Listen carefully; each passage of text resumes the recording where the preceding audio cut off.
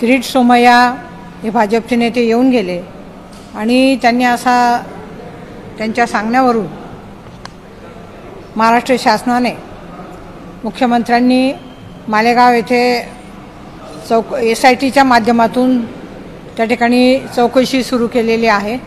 त्यांचं असं म्हणणं आहे की मालेगावमध्ये बांगलादेशी आणि रोहिंगा यांचं प्रमाण त्या ठिकाणी आहे आणि हे जे प्रमाण मालेगावमध्ये आहे त्यांची चौकशी करण्यासाठी ही SIT गठीत करण्यात आलेली आहे।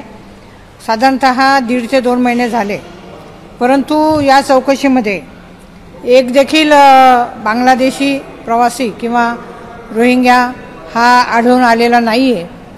आणि मला या ठिकाणी खेदाने सांगावंसं वाटतं की अल्पसंख्याक समाज त्या ठिकाणी मुस्लिम बांधव साधारणतः 90% मतदार ते आहेत आणि त्यांच्यावरती हा जाणून बुजून अन्याय होतो आहे।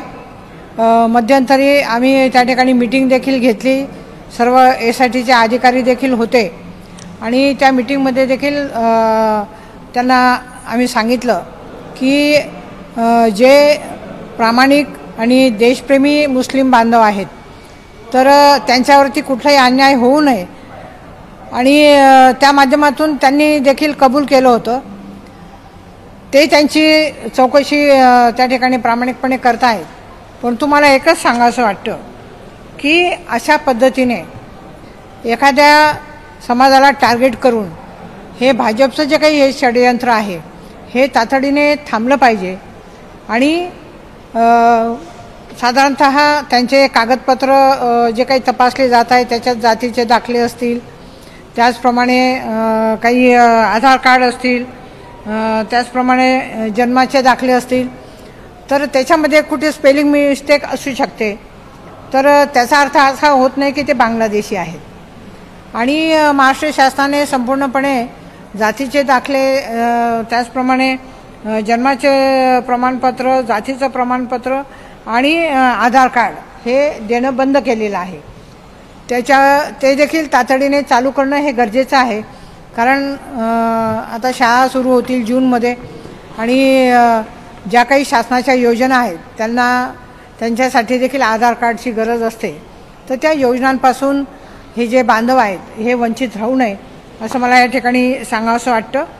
आणि मी सन्माननीय गृहमंत्री यांना विनंती करेन की ही जी काही तपासणी सुरू आहे ही ताबडतोब बंद ही झाली पाहिजे आणि अल्पसंख्यांवरती जो काही अन्याय अत्याचार त्या ठिकाणी होतो आहे तर तो देखील थांबवला पाहिजे। धन्यवाद। नागपुरामध्ये दंगल सदृश परिस्थिती काल निर्माण झाली आहे, त्यावरून सर्वत्र महाराष्ट्रामध्ये वातावरण खराब झालेलं आहे। काय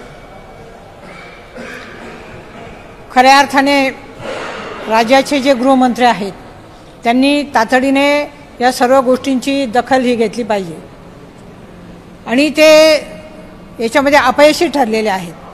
ठिकठिकाणी दंगली उसळत आहेत, त्याचप्रमाणे महिलांवरती देखील अन्याय अत्याचार होत आहेत, परंतु कुठेही त्यांचं लक्ष नाही आहे आणि अशा पद्धतीने जे काही वातावरण आहे हे कायदा सुव्यवस्था बिघडवण्याचं काम हे सुरू आहे।